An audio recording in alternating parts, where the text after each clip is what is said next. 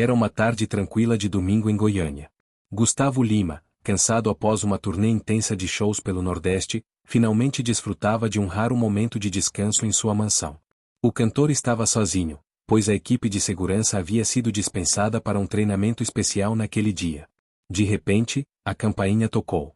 Sem esperar visitas, Gustavo estranhou.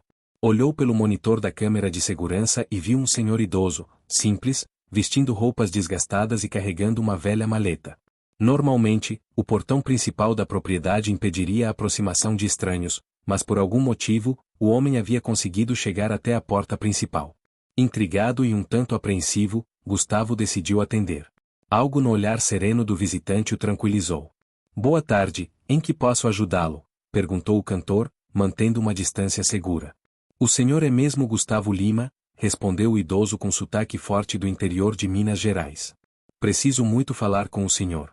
Meu nome é Antônio Pereira. Vim de longe para entregar algo pessoalmente."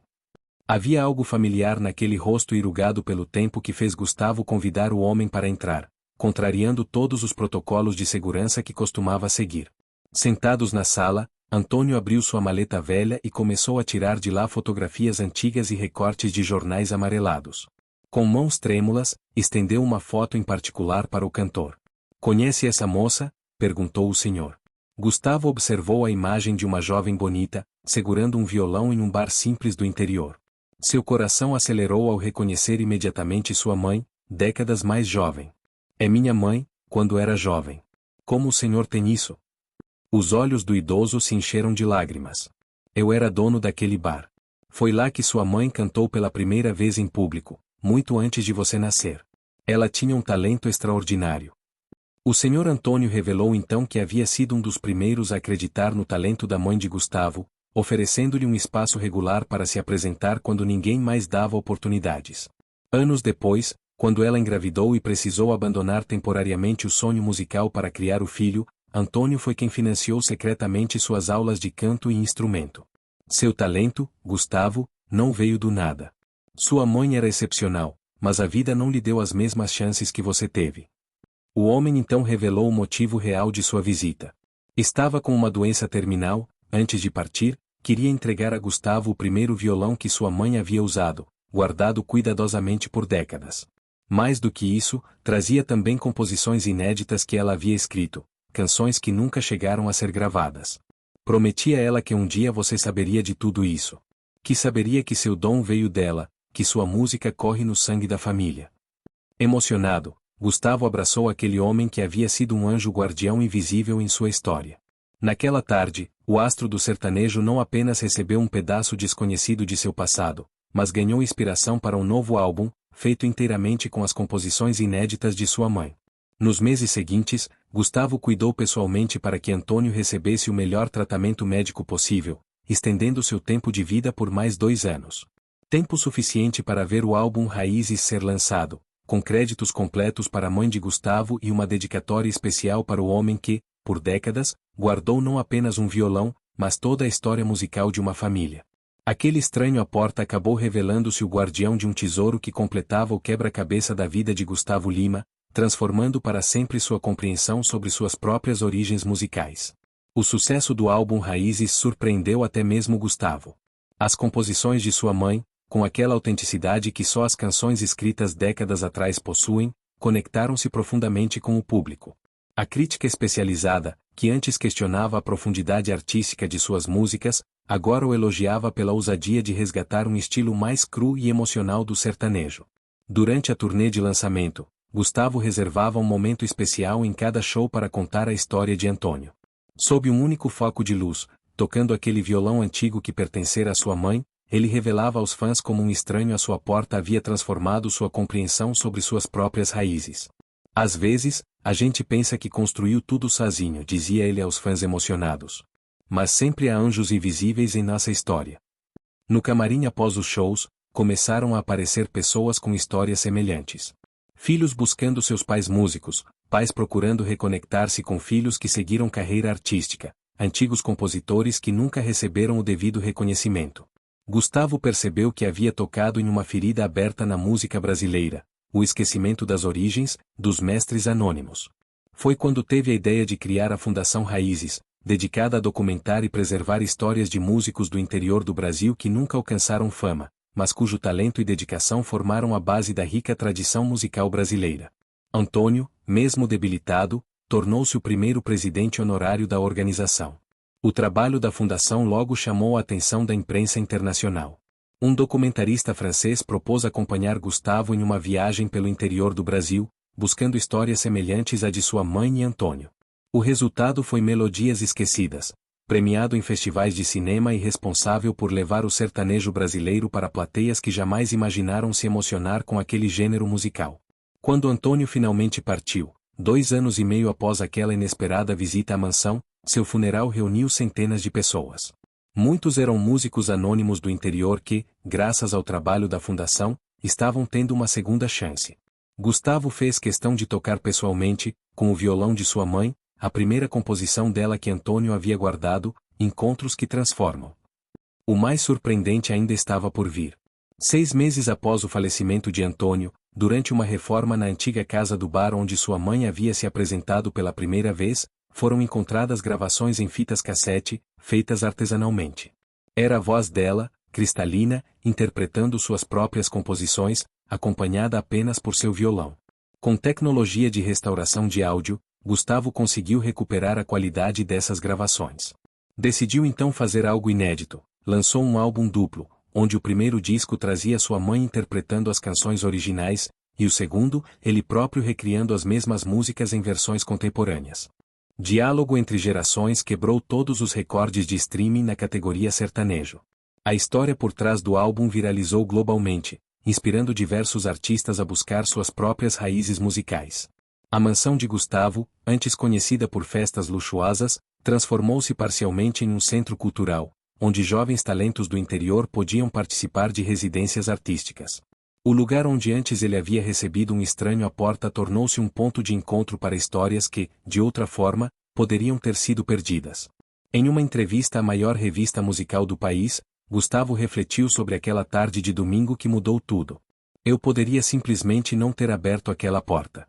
Estava cansado, sozinho em casa, não esperava ninguém. Mas algo no olhar daquele senhor me fez agir contra todos os protocolos de segurança. Hoje entendo que não foi coincidência.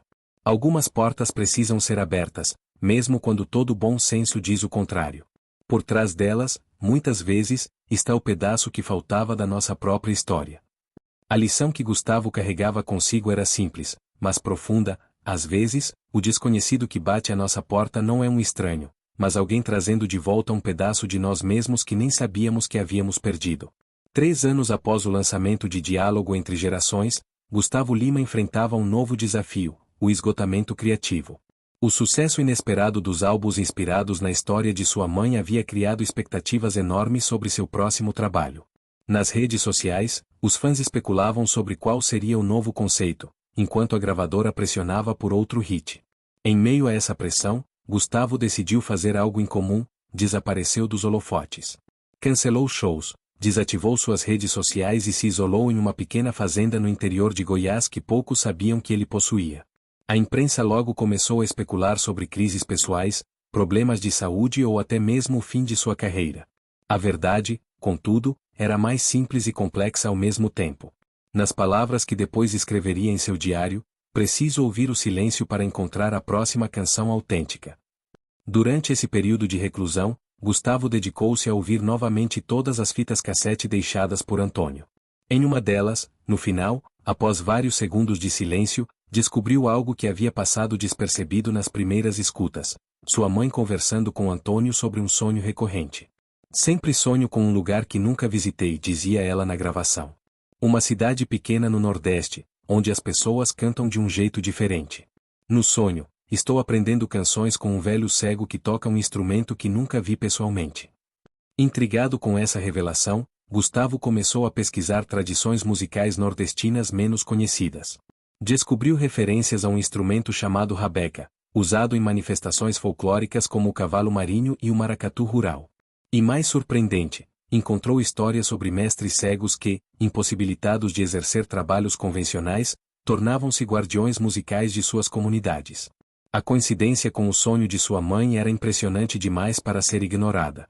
Com a ajuda discreta de poucos amigos confiáveis, Gustavo organizou uma viagem pelo interior do Nordeste.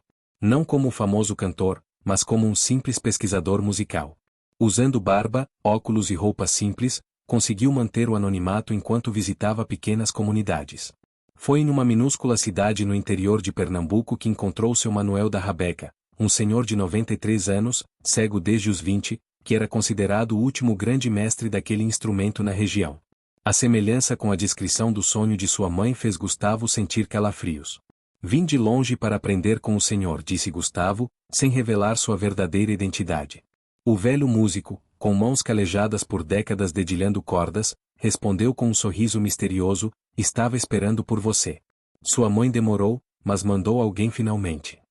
Perplexo, Gustavo perguntou como ele poderia saber sobre sua mãe. O ancião explicou que, décadas atrás, havia recebido a visita de uma jovem musicista do sul que estava grávida e buscava inspiração para suas composições. Ela havia prometido voltar, mas nunca mais apareceu. Ela disse que voltaria com o filho quando ele crescesse. Reconheci seu toque no violão assim que você começou a tocar. Igual ao dela. Gustavo passou 3 meses naquela comunidade, aprendendo com seu Manuel técnicas musicais que jamais tinha imaginado, escalas e ritmos que não faziam parte do repertório sertanejo convencional. Enquanto isso, no mundo exterior, sua ausência alimentava rumores cada vez mais fantasiosos. Quando finalmente retornou, surpreendeu a todos com um comunicado simples: realizaria um único show, transmitido ao vivo pela internet, de um local que seria revelado apenas no momento da apresentação. Na data marcada, as câmeras revelaram Gustavo sentado em um banquinho simples, na praça central daquela pequena cidade pernambucana, ao lado de seu Manuel e outros músicos locais. O que se seguiu foi uma fusão inédita de sertanejo com tradições musicais nordestinas quase esquecidas, intercalada com histórias sobre sonhos, conexões invisíveis e a magia dos encontros improváveis. Minha mãe sonhou com este lugar e com este mestre antes mesmo de eu nascer, revelou ele durante a transmissão. Alguns chamam isso de coincidência. Eu prefiro acreditar que são linhas invisíveis que conectam pessoas e histórias através do tempo. O show, intitulado Os Fios Invisíveis, quebrou recordes de audiência online e revolucionou a maneira como o público percebia as possibilidades do sertanejo contemporâneo. Mais importante, desencadeou um movimento de valorização de mestres tradicionais da música brasileira que logo se espalhou por outros gêneros musicais. A mansão de Gustavo, que já abrigava o Centro Cultural, ganhou agora um novo espaço, um estúdio dedicado exclusivamente à gravação de mestres tradicionais da música brasileira, muitos deles idosos e em risco de terem seus conhecimentos perdidos com sua partida. O projeto Guardiões da Memória Musical tornou-se sua prioridade. Cada mestre gravado recebia não apenas cachê justo e direitos autorais, mas também tinha sua história documentada em vídeo e livros.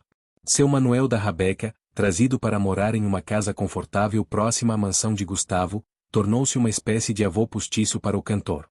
Ele é o elo que faltava com o sonho da minha mãe, explicava Gustavo aos amigos mais próximos. A história completa dessa jornada, que começou com um estranho batendo à porta de sua mansão e culminou no resgate de tradições musicais quase esquecidas, foi transformada em um livro autobiográfico, O Caminho Inverso. Na introdução, Gustavo escreveu uma frase que se tornaria seu lema pessoal e profissional. Às vezes, para avançar, precisamos voltar. Para encontrar o futuro da música, precisei redescobrir seu passado. E tudo começou quando decidi abrir uma porta que, por todas as regras de segurança, deveria ter permanecido fechada.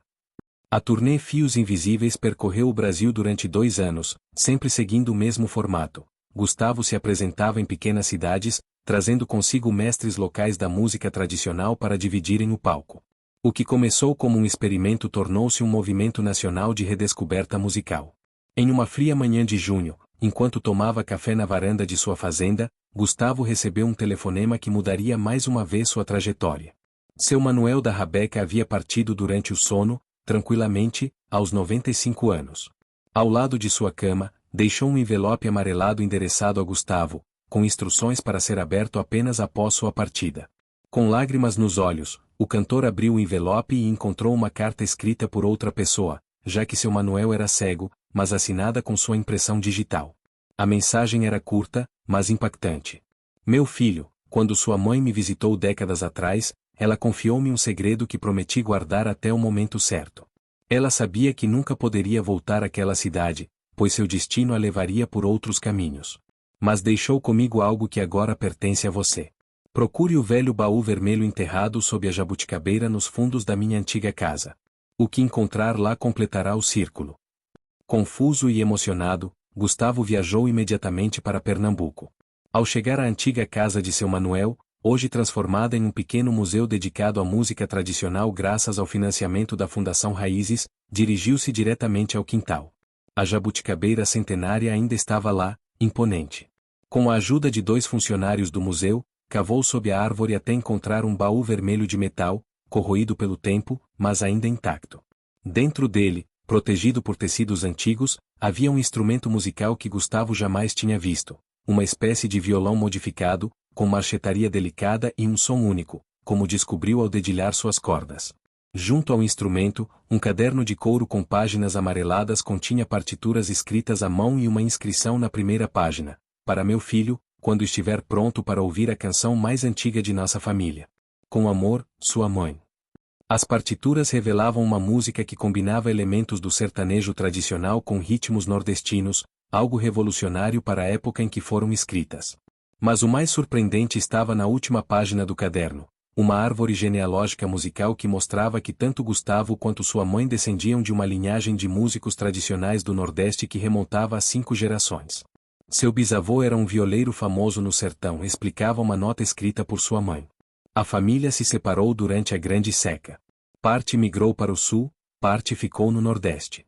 Esta é a história que nunca contei a ninguém, mas que sempre soube, através das canções que minha avó me ensinou. Aquela revelação completava o círculo de uma maneira que nem mesmo Gustavo poderia imaginar. O estranho que bateu à sua porta anos atrás havia iniciado uma jornada que o levou de volta às suas verdadeiras origens, muito mais antigas e profundas do que jamais suspeitara. Em uma cerimônia íntima realizada no túmulo de seu Manuel, Gustavo tocou pela primeira vez em público aquela canção ancestral, usando o instrumento encontrado no baú. Músicos locais que assistiam relataram depois que jamais haviam ouvido algo tão autenticamente brasileiro e ao mesmo tempo tão inovador. No ano seguinte, Gustavo anunciou sua decisão mais radical. Afastaria-se dos grandes shows e turnês para dedicar-se integralmente à pesquisa e preservação da música tradicional brasileira. Transformou sua mansão em uma escola de música gratuita, onde jovens talentos de comunidades carentes podiam aprender tanto técnicas contemporâneas quanto tradições musicais quase esquecidas. A música verdadeira não nasce nas mansões ou nos estúdios de luxo, declarou em sua última grande entrevista. Ela vem das praças, das senzalas, dos quilombos, das aldeias indígenas, das festas populares. Demorei para entender isso, mas agora é minha missão levar esse conhecimento adiante. Em seu 50º aniversário, 10 anos após aquela inesperada visita que mudou tudo, Gustavo Lima recebeu a mais alta condecoração cultural do país por sua contribuição à preservação do patrimônio musical brasileiro.